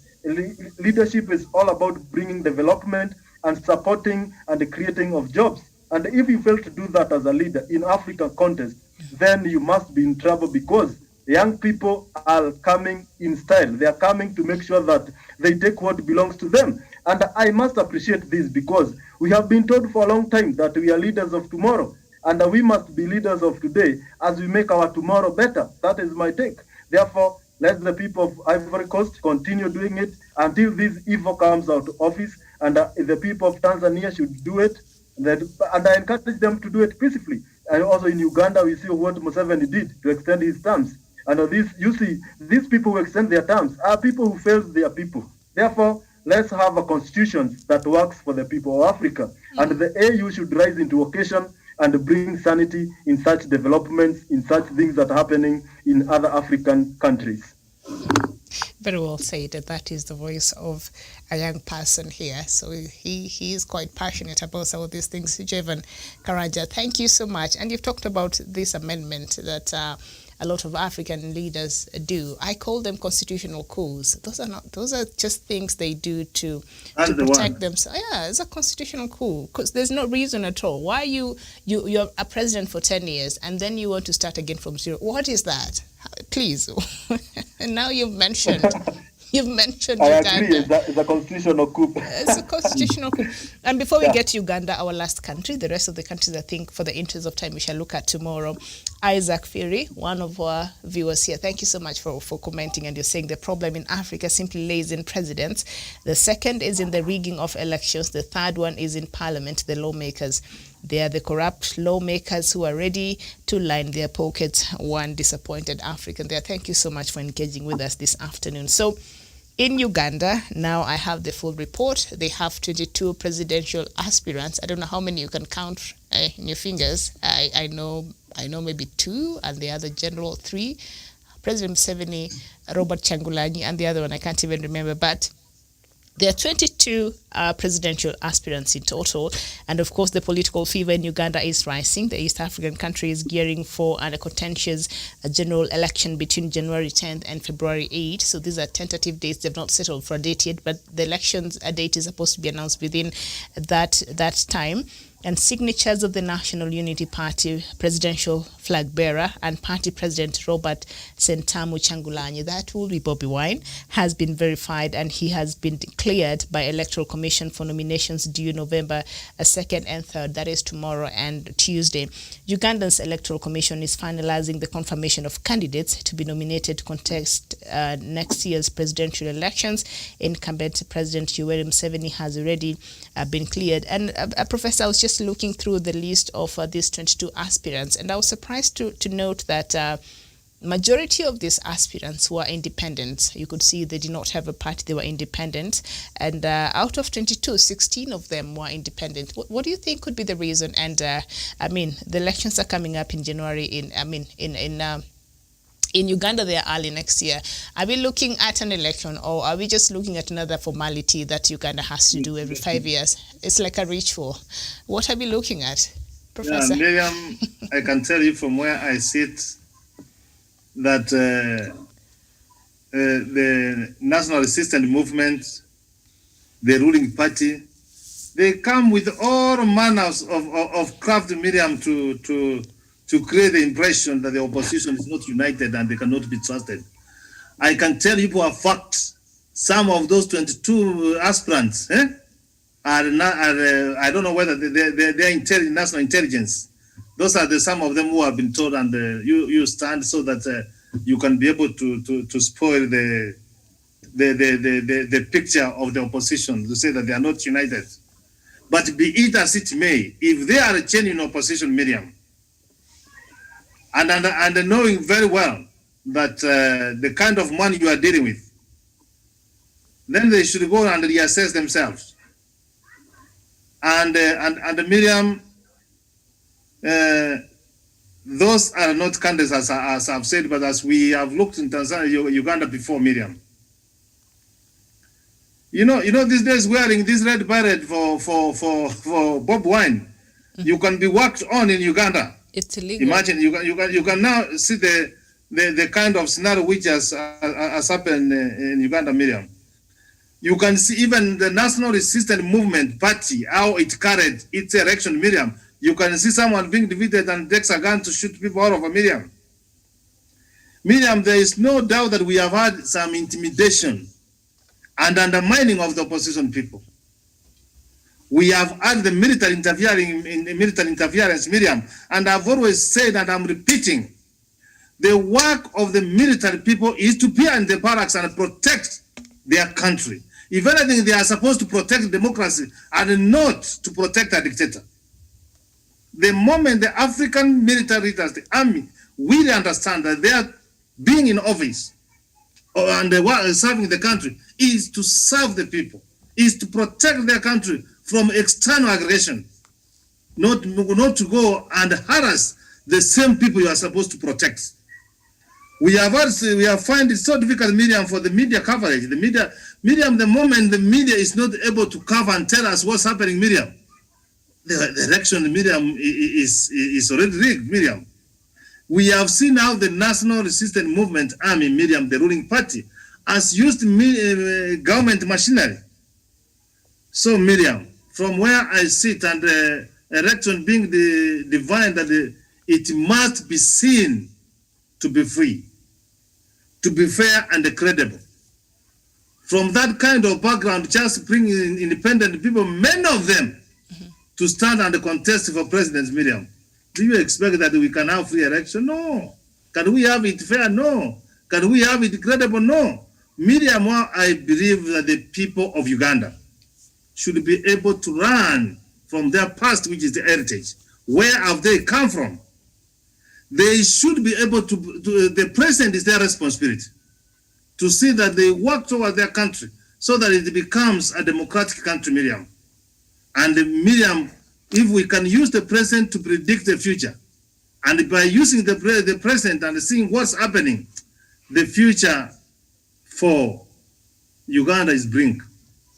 Because if you can do in power for 34 years, and still you have got appetite that you want to be in power, Miriam, I submit. You submit that he's God sent. Okay. Maybe not. Daniel, I mean, 16 out of the 22 presidential aspirants there in Uganda, they are independent. I had not looked at that version, what a professor there, just said, which makes a lot of sense. But also, I mean, are we staring at another, ritual of just endorsing President Yoweri Museveni to continue, or just a formality, or does President Museveni has a formidable, contender this time in the name of Bobi Wine? First of all, let me ardently concur with Professor Nyari on the analogy that he has used in bringing out the situation in Uganda. That the government of the day, it is a well-known totalitarian regime that has ruled the country for over 30 years, and for its survival for the last 30 years, it has been using some of these unscrupulous ways of portraying the opposition as really divided, and one that really lacks the agenda of the day to champion for the real issues that are facing people. And that is the face they try to paint. And you remember, even more for the 24 years he was in power, KANU, the ruling party, always made sure that the opposition, the forces within the opposition were not united. And even when they tried to argument in 1997 general election and come under the ban of Ford, they made sure that at the 11th hour, we had a split between Ford to form Ford Kenya and Ford Asili. And that is how President Moi was able to narrowly beat Raila Odinga and was it Mike Kibaki, I think. So to me, I feel whatever politics the NRM is doing is bringing on board so many opposition candidates so that it gives them credibility to rig this election. Because the perception there, when we have so many presidential candidates from the opposition, the perception is that they will be able to scatter these votes across the opposition divide. And that is just one of the preconditions for making a fraudulent election in Africa. And let me tell you for a fact, I believe with what Museveni is going to do in the coming few days in Uganda, it will make whatever happened in Tanzania look like a joke. Because, Museveni is one of the well-established Africa strongman. And perhaps a few leaders who have been left behind, apart from the late comrade Robert Mugabe, who have overstayed in power, who have deemed to have overstayed in power. So to me, the elections in Uganda, I don't expect much. Probably President Museveni, in quotes, gonna win with a landslide, and perhaps he has another term to rule the people of Uganda, and there's nothing perhaps significant which will happen from that. Because one thing about Ugandans, these are people who have been through a lot. Dr. Matsanga always narrates on how he has seen 10 coup d'etats in his country, and those 10 coup d'etats means that there was a lot of bloodshed whenever we had a coup. So that is what Ugandans have, a very, very dark history that might not even enable them to go on the streets like other countries do whenever we have an electoral malpractice. So that gives President Museveni quite a clear through pass to do whatever he wants to do with the forthcoming elections and continue governing the country. So that is my perspective on Uganda. Mm-hmm. Uganda have not been going to the streets to protest. Well, Tanzania also, but now we see there has been some agitation there. We're not asking anybody to do anything. We're just saying we've been observing here what has been happening. And it's quite interesting, Javan, even as you come in, when you look at even the names of these parties, they did not change even after winning and staying in power. The National Resistance Movement. How have you been in power for 35 plus years and you still call yourself a resistance movement? And yet you've been in the government, Chama cha Mapinduzi. I don't know, maybe the connotations behind these names perhaps gives them the attitude they have, the entitlement. I'm not sure, because we saw for KANU, Kenya African National Union, at least it sounded like something that was uniting some Africans around the country called Kenya. I don't know, it's just an afterthought there. But what is happening there in Uganda, Karanja, as you conclude the show for us, has President Museveni finally met his match in Bobi Wine? Karanja? Okay. We seem to have lost Karanja. Okay. Oh, okay. you're back? Miriam. Good, conclude for us. Here. Yes, go ahead. Yeah, and let me say this. In Tanzania, we have asked whether Museveni have met his equal, Bobi Wine. I beg to disagree, because Museveni has been in power for more than 30 years, and he has made an establishment. He has laid a foundation. And if you go to Uganda, he has corrupted many people's mind to a point that they think he is the last president of Uganda. They think that after Museveni, maybe we don't have Uganda anymore. And that is happening, because he has made it clear that he has terrorized the opposition. Kizza Besigye now is not running for these elections because of the kind of things that the torture he has gone through. And the Bobby Wine, you see, he was intimidated. He has gone through a kind of thing, suffering under police arrest for no reasons. Therefore, Museveni is likely to win this election, and he will definitely win after extending his term limit. Then there's nothing much we can do because he controls the parliament, he controls the judiciary, he controls the minister, the cabinet secretaries. It's like in Uganda, Museveni is the final and the final say. Therefore, even in the electoral commission in Uganda, I think he has his people who will make sure that he gains more votes and he wins. And that thing of having more presidential runners, that is something to dilute the force and the strong of Bobby Wine. So that if he tries to go and petition this election, the others will join and say, oh, this election was quite fair, and we really support the winning candidate, who is Museveni. That is the analogy that he is creating, because after losing, we cannot lack 10 of those candidates who will say, oh, this election was quite fair, and we congratulate the winner, and we promise to work together to make Uganda great and greater. Therefore, this is something that Museveni has mastered for years. And you have asked of these names of these political parties. And I think as African continent, the mentality of building these political parties was to do something. And this national resistance movement was to resist the regime that was there. And after getting power, they are not resisting anything. They're resisting the people, I think. In fact, the population of Uganda is resisting them.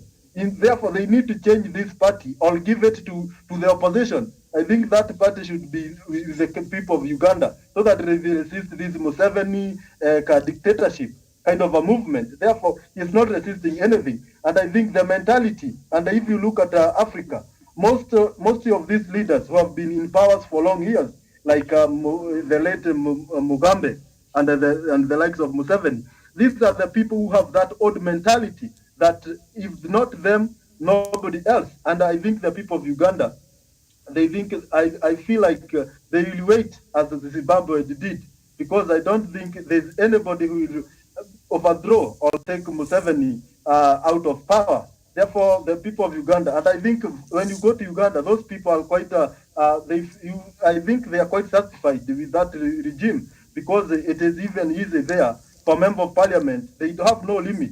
You can be a member of parliament for life. Therefore, these kind of things, and I use even the musicians that we have in Tanzania, most of them, because of money, they support these Museveni. And this makes it quite clear that even the local Wananchi believe that Museveni is a good president, because when you're praised by everybody in the country, the celebrities and so on, people tend to feel like you, because those celebrities are supposed to be people whose voice are heard. They are supposed to be people bringing change. But when they support that bad regime, the people of Uganda, they have no alternative but to relax and continue under the rule of Museveni. But I think they should make their voice heard. They have other channels they can use. They can go for peaceful demonstrations and so on, so that the people of Uganda, at the end of the day, they will have justice, and the justice will be done for sure. And that is my take. And I feel in the whole of Africa, we need to have a regime change. And these old parties that have stayed and made these roots in Africa, they should be taken back, because now we are not fighting colonialism. We are fighting for empowerment and economic resumption in our African country. Therefore, this old party of the ANC, CCM, and the NRM, these are parties that I think their mandate has overlived. Thank you, Miriam. Thank you so much. And once upon a time, we used to have a president called Robert Mugabe, now late in Zimbabwe, who used the army to protect him for 37 years, going to 38. Once upon a time, we had Omar al-Bashir, closer home here in Sudan, who used the army also to protect him for about 30 years in power. Once upon a time, we had Bouteflika in Algeria, who had done 20 years but felt even after he suffered a stroke and he could no longer serve his people properly, he was walking on a wheelchair, always in the hospital, felt he still wanted to go for another term, but people said, and he used the army all those years to stay in power. And also what happened to Ibrahim Boubacar Keïta. And the common factor in all these countries, even the army that, they used to protect them, said, this time, we will be on the side of the people. So Africa, watch out. Thank you so much. This was Africa Showdown, where we started by looking at the Kenyan stories, and then we looked at a few African countries and what is happening in the state of elections, especially the ones that have happened.